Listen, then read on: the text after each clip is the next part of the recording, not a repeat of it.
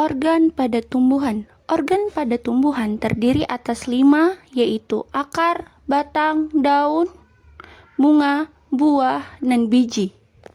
Pengertian dari akar. Akar adalah bagian pokok di samping batang dan daun bagi tumbuhan yang tubuhnya telah merupakan kormus. Selanjutnya yaitu sifat akar. Akar memiliki beberapa sifat, yaitu sebagai berikut. Bagian tumbuhan yang biasanya terdapat di dalam tanah dengan arah tumbuh ke pusat bumi atau menuju ke air. Tidak beruas dan tidak mendukung daun-daun atau sisik-sisik. Warna tidak hijau, biasanya keputihan atau kekuning-kuningan. Tumbuh terus pada ujungnya, tetapi umumnya pertumbuhan masih kalah pesat jika dibandingkan dengan bagian permukaan tanah. Bentuk ujungnya seringkali meruncing hingga mudah menembus tanah. Selanjutnya, fungsi akar. Secara umum, fungsi akar bagi tumbuhan yaitu memperkuat berdirinya tumbuhan untuk menyerap air dan zat-zat makanan yang terlarut di dalam air tersebut dari dalam tanah. Mengangkut air dan zat-zat makanan yang sudah diserap ke dalam tempat pada tubuh tumbuhan, kadang-kadang sebagai tempat untuk penimbunan makanan. Selanjutnya, bagian akar. Pakal akar yaitu perbatasan antara bagian batang dengan bagian akar.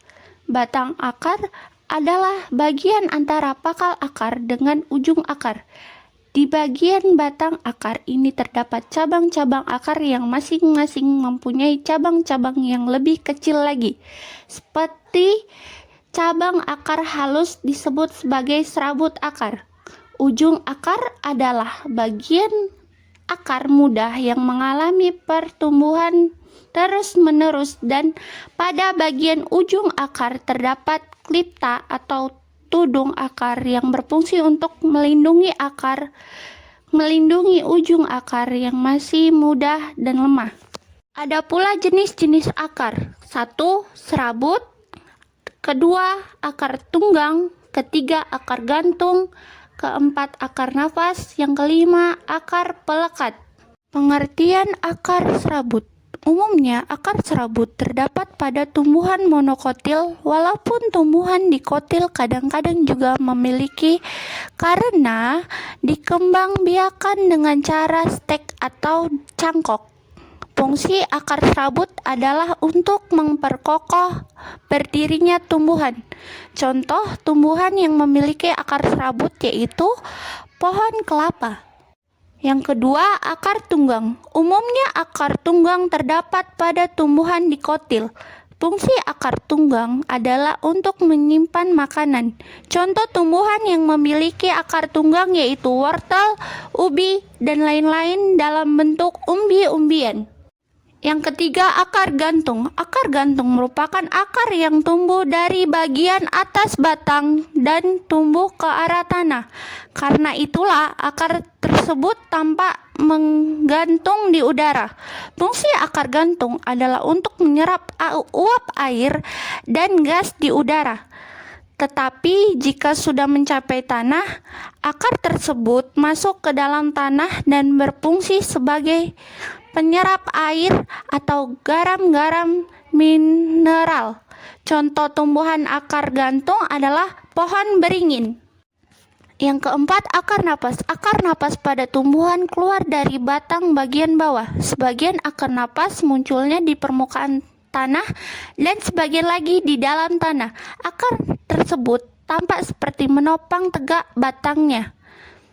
Akar napas memiliki banyak celah tempat masuknya udara, jadi sesuai dengan nafasnya. Fungsi akar napas adalah untuk bernapas. Contoh tumbuhan berakar napas adalah pandan dan bakau.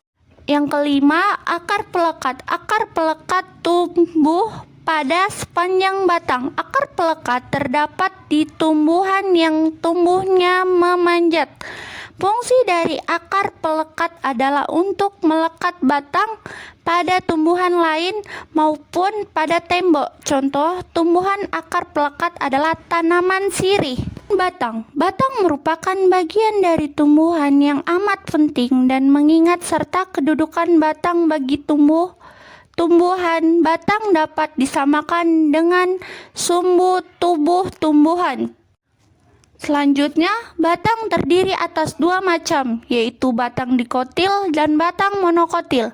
Struktur batang tumbuhan baik tumbuhan dikotil maupun monokotil memiliki kesamaan, yaitu atas jaringan epidermis, kontraks, dan stel atau silinder pusat. Ada pula batang berkayu. Umumnya batangnya bersirikan keras dan membentuk kayu. Biasanya pada tumbuhan dikotil karena memiliki kambium yang dapat memperbesar ukuran batang tumbuhan. Contoh tumbuhan yang memiliki batang berkayu adalah pohon mangga, rambutan, durian, dan beringin. Selanjutnya, batang berumput. Batang berumput kebanyakan adalah berasal dari kelas tumbuhan monokotil. Contoh tumbuhan yang memiliki batang berumput adalah padi dan jagung. Selanjutnya, batang basah. Contoh tumbuhan yang memiliki batang basah adalah bayam, pisang, dan sawi. Sifat-sifat batang yang pertama, umumnya berbentuk panjang bulat seperti silinder atau dapat pula mempunyai bentuk lain, akan tetapi selalu bersifat aktinomorf. Yang kedua, terdiri atas ruas-ruas yang masing-masing dibatasi oleh daun. Yang ketiga, biasanya tumbuh ke atas menuju cahaya atau matahari, selalu bertambah panjang di ujungnya. Oleh sebab itu dikatakan bahwa batang mempunyai pertumbuhan yang tidak terbatas. Yang keempat, mengadakan percabangan dan selama hidupnya tumbuh tidak digugurkan kecuali kadang-kadang cabang atau ranting-ranting kecil.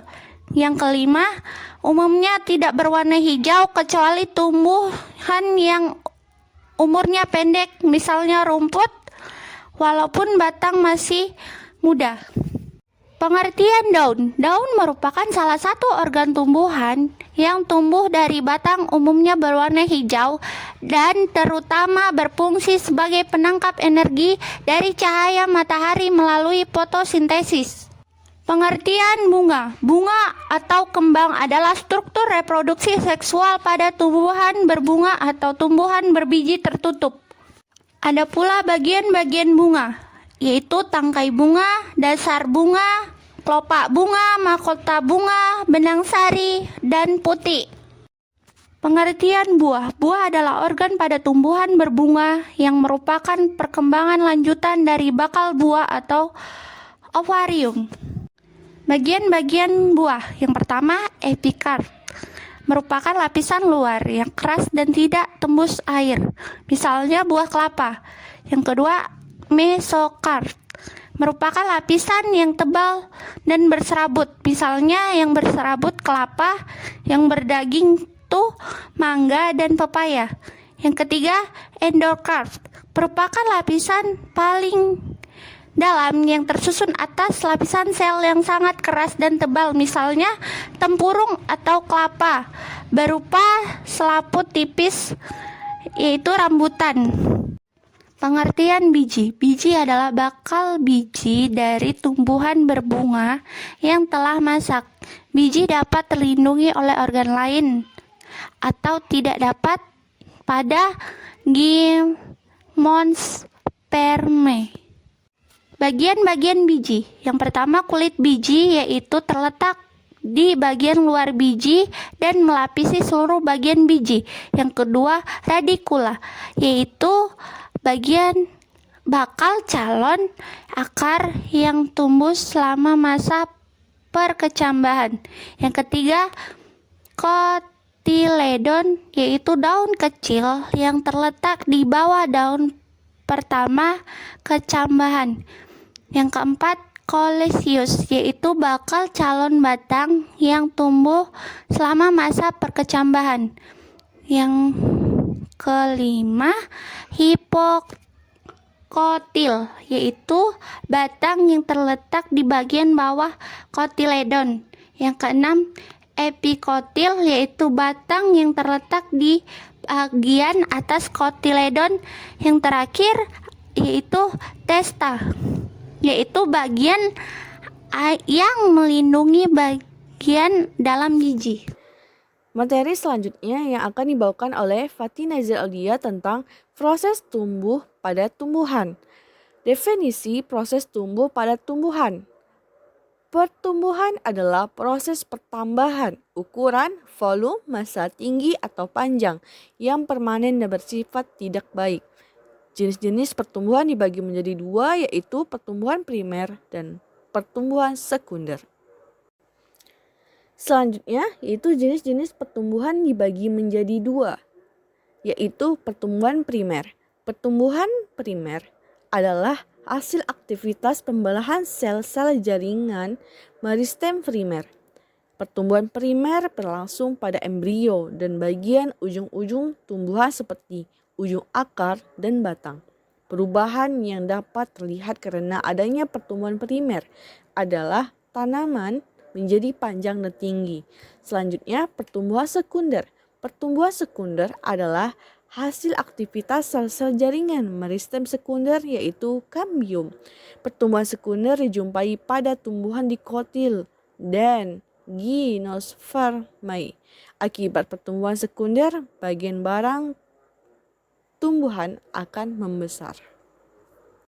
Selanjutnya, fase atau tahap pertumbuhan. Fase atau tahap pertumbuhan dapat dibedakan atas dua asas, yaitu fase perkecambahan serta fase pertumbuhan dan perkembangan organ pada tumbuhan. Perkecambahan adalah permulaan pertumbuhan embrio di dalam biji. Perkecambahan ditandai dengan munculnya radikula menembus kulit biji yang diikuti munculnya plantula tanam. Urutan proses perkecambahan. Urutan proses perkecambahan. Pertama, masuknya air ke dalam biji melalui proses imbibisi. Yang kedua, aktifnya enzim-enzim untuk proses metabolisme. Yang ketiga, hasil pembongkaran berupa sumber energi sebagai bahan. Yang keempat, embrio tumbuh dan berkembangan kecil. Nah, di sini kita melihat jenis-jenis perkecambahan.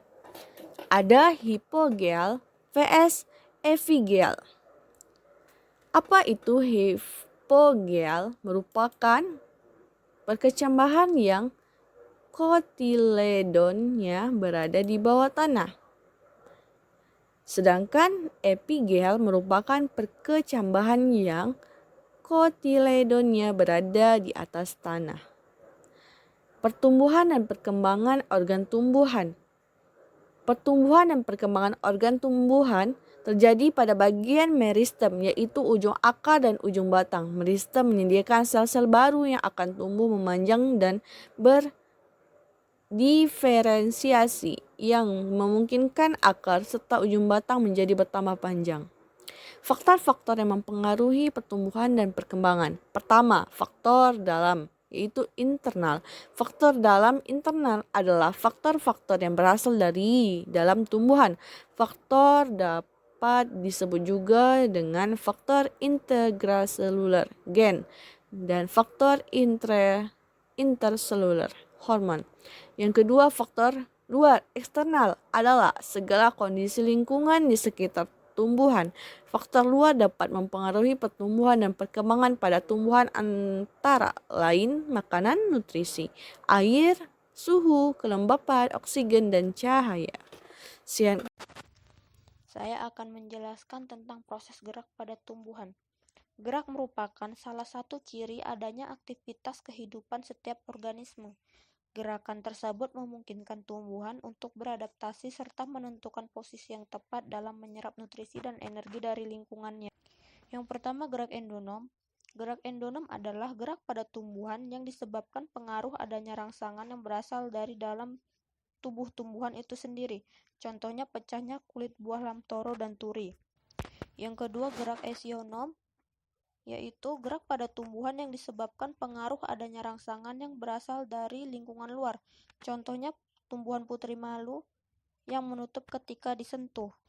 Gerak esionom terbagi menjadi tiga, yaitu gerak tropisme, gerak fototropisme, dan gerak geotropisme. Gerak tropisme adalah gerak pada tumbuhan yang arah geraknya dipengaruhi oleh arah datangnya rangsangan. Gerak tropisme dibedakan menjadi dua, yaitu gerak tropisme positif dan gerak tropisme negatif. Gerak tropisme positif yaitu apabila arah gerak tumbuhan mendekati sumber rangsangan. Gerak tropisme negatif yaitu apabila arah gerak tumbuhan menjauhi sumber rangsangan. Adapun berdasarkan jenis rangsangannya, gerak tropisme dibedakan menjadi 5 macam, yaitu gerak fototropisme, gerak geotropisme, gerak hidrotropisme, gerak kemotropisme, dan gerak tigmotropisme. Yang pertama, gerak fototropisme adalah gerak pada tumbuhan yang disebabkan pengaruh rangsangan cahaya. Contoh gerak fototropisme misalnya tanaman yang diletakkan di dalam kamar dekat jendela. Cabang dan batang tanaman tersebut akan tumbuh ke arah cahaya yang datang masuk lewat jendela. Yang kedua, gerak geotropisme adalah gerak tumbuhan yang disebabkan pengaruh rangsangan gravitasi bumi. Contohnya adalah gerakan akar yang tumbuh vertikal ke dalam pusat bumi. Yang ketiga adalah gerak hidrotropisme, merupakan gerak sebagian tumbuhan karena pengaruh sumber air. Contohnya adalah gerak ujung akar menuju ke sumber air. Yang keempat adalah gerak kemotropisme. Adalah gerak sebagian tumbuhan karena pengaruh zat kimia. Contohnya gerak serbuk sari menuju ke tempat pembentukan sel telur atau putik. Yang kelima adalah gerak tigmotropisme. Adalah gerak pembelokannya bagian tubuh tumbuhan akibat bersinggungan atau bersentuhan. Contohnya adalah gerak tigmotropisme yang dapat diamati adalah gerak melilitnya batang tanaman pada salur atau tempat merambatnya. Yang keenam adalah gerak nasti. Adalah gerak sebagian tumbuhan akibat rangsangan dari luar. Arah geraknya tidak dipengaruhi oleh arah rangsangan. Macam-macam gerak nasti adalah niktinasti, fotonasti, seismonasti, termonasti, dan nasti kompleks. Yang ketujuh adalah gerak taksis. Adalah gerak seluruh bagian tumbuhan yang arahnya dipengaruhi oleh sumber rangsangan. Gerak taksis biasanya dilakukan oleh organisme uniseluler. Berdasarkan jenis rangsangannya, taksis dapat dibedakan menjadi kemotaksis dan fototaksis. Proses fotosintesis pada tumbuhan. Pengertian fotosintesis. Fotosintesis merupakan suatu proses pembentukan karbohidrat dari karbon dioksida atau CO2 dan air atau H2O dengan bantuan sinar matahari. Tumbuhan dapat melakukan fotosintesis karena memiliki sel-sel yang mengandung klorofil atau zat hijau daun. Dalam fotosintesis ini, energi cahaya matahari diserap oleh klorofil dan diubah menjadi energi kimia yang disimpan dalam bentuk karbohidrat atau senyawa organik lainnya. Dari reaksi di samping dapat diketahui syarat-syarat agar berlangsung proses fotosintesis, yaitu sebagai berikut. Pertama, karbon dioksida atau CO2 diambil oleh tumbuhan dari udara bebas melalui stomata atau mulut daun. Yang kedua, air. Diambil dari dalam tanah oleh akar dan diangkut ke daun melalui pembuluh kayu atau silem. Yang ketiga, cahaya matahari. Yang keempat, klorofil atau zat hijau daun sebagai penerima energi dari cahaya matahari untuk melangsungkan proses fotosintesis. Proses fotosintesis pada tumbuhan. Proses fotosintesis dapat terjadi ketika klorofil di daun menangkap cahaya matahari dan menggunakannya untuk mengubah air dan karbon dioksida menjadi gula dan oksigen. Gula yang dihasilkan dapat digunakan langsung oleh tumbuhan atau disimpan dalam bagian lain seperti buah yang sering kita konsumsi. Reaksi terang dan reaksi gelap fotosintesis. Reaksi terang merupakan salah satu tahap pada fotosintesis. Tempat terjadinya reaksi terang adalah tilakoid. Reaksi terang ini menggunakan energi surya untuk menyuplai energi kimia. Energi yang ditangkap oleh klorofil digunakan untuk memecah molekul air. Pemecahan ini disebut fotolisis. Fotolisis mengakibatkan molekul air pecah menjadi hidrogen dan oksigen. Sedangkan reaksi gelap yaitu terjadi pengikatan karbon dioksida oleh daun. Kemudian karbon dioksida tersebut diubah menjadi glukosa Dalam pembentukan glukosa ini diperlukan ATP yang dihasilkan melalui proses terang. Pada reaksi ini tidak dibutuhkan sinar matahari dan terjadi pada bagian stroma pada kloroplas. Baik, saya akan melanjutkan materi berikutnya, dasar-dasar klasifikasi tumbuhan. Pada sistem alami, klasifikasi tumbuhan biasanya didasarkan pada morfologi dari alat perkembangbiakannya seperti bunga, termasuk tipe biji, morfologi akar, batang, dan daun. Sedangkan pada hewan, biasanya diklasifikasikan berdasarkan jumlah sel, keberadaan tulang punggung, saluran pencernaan, sistem rangka, dan lain-lain. Dasar klasifikasi tumbuhan yang dilakukan para ahli yaitu: yang pertama, Aristoteles mengklasifikasikan makhluk hidup menjadi dua, yaitu dunia tumbuhan kingdom Plantae dan dunia hewan kingdom Animalia. Yang kedua, Carolus Linnaeus mengklasifikasikan makhluk hidup menjadi dua, yaitu Plantae atau tumbuhan dan Animalia hewan. Carolus Linnaeus adalah orang yang pertama kali meletakkan dasar klasifikasi, sehingga Carolus Linnaeus disebutkan sebagai bapak taksonomi, sehingga ilmu yang mempelajari tentang klasifikasi atau pengelompokan penggolongan disebut taksonomi. Klasifikasi tumbuhan berdasarkan bentuk dan ukurannya. Tanaman digolongkan menjadi tanaman perdu, pohon, semak, dan rerumputan. Berdasarkan manfaatnya, tanaman digolongkan menjadi tanaman pangan, obat-obatan, sandang, dan hias. Berdasarkan lingkungan tempat hidupnya, tanaman digolongkan menjadi tanaman kering, xerofit, tanaman air, hidrofit, dan tanaman lembab, higrofit. Berdasarkan cara hidupnya, tanaman digolongkan menjadi tanaman saprofit, parasit, dan epifit. Unit dasar terkecil dalam klasifikasi adalah jenis-jenis spesies. Jenis-jenis yang serupa dengan ciri tertentu dikelompokkan menjadi satu kelompok yang disebut marga atau genus. Beberapa marga yang serupa dengan ciri tertentu dikelompokkan menjadi satu kelompok yang disebut suku familia. Beberapa suku yang serupa dengan ciri tertentu dikelompokkan menjadi satu kelompok yang disebut bangsa ordo. Beberapa bangsa yang serupa dengan ciri tertentu dikelompokkan menjadi satu kelompok yang disebut kelas atau klasis. Beberapa kelas yang serupa dengan ciri tertentu dikelompokkan menjadi satu kelompok yang disebut phylum atau division. Beberapa divisio yang serupa dengan ciri tertentu dikelompokkan menjadi satu kelompok yang disebut kerajaan kingdom. Keanekaragaman tumbuhan tingkat tinggi atau faunaragama merupakan golongan tumbuhan yang memiliki biji dan berkembang biak secara seksual. Tumbuhan faunaragama dikatakan sebagai tumbuhan tingkat tinggi karena merupakan tumbuhan kormus sejati. Tumbuhan kormus ialah golongan tumbuhan yang telah dapat dibedakan berdasarkan 3 bagian tubuh utama, yaitu akar, batang, dan daun. Organ bunga ini dilengkapi dengan mikrospora atau benang sari sebagai alat kelamin jantan dan maksopora atau putik sebagai alat kelamin betina, sehingga dengan adanya organ tersebut memungkinkan terjadinya reproduksi seksual atau generatif yang ditandai dengan peristiwa polinasi atau penyerbukan, yaitu peristiwa jatuhnya mikrospora ke kepala putik yang menyebabkan terjadinya peleburan antara gamet-gamet tersebut.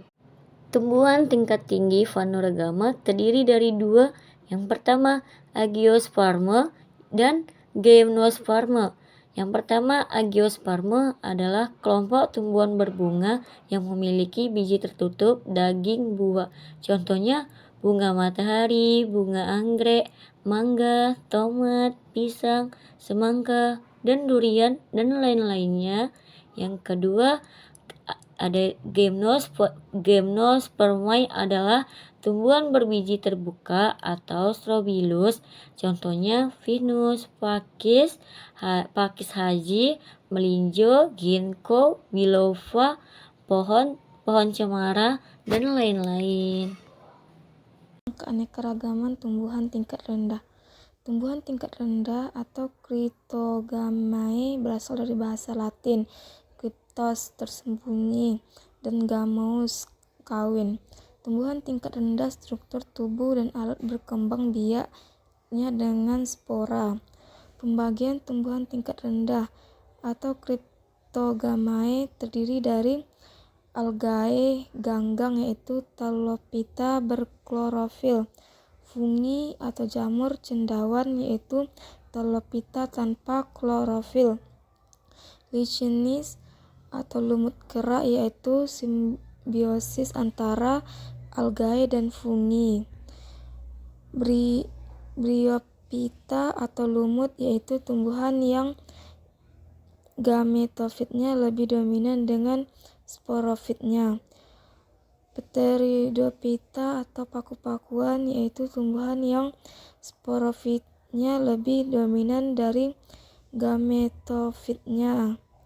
Ganggang termasuk tumbuhan bertalus, tidak memiliki akar, batang, dan daun sejati. Ganggang ada yang bersel satu dan bersel banyak, bersifat eukariotik, ada yang hidup melayang-layang, neostonik, dan ada yang didasari air, bentik. Habitat di air tawar, air laut, dan daerah-daerah yang lembab. Reproduksi dapat dilakukan secara seksual atau konjungsi, anisogami, isogami, atau aseksual. Ciri-ciri tumbuhan tingkat rendah. Organ tubuh berupa talus digolongkan ke dalam Talophyta. Organ prinsipalia atau alat utama masih sederhana, terdiri dari rizoid, akar semu, stipe, batang semu, piloid, daun semu.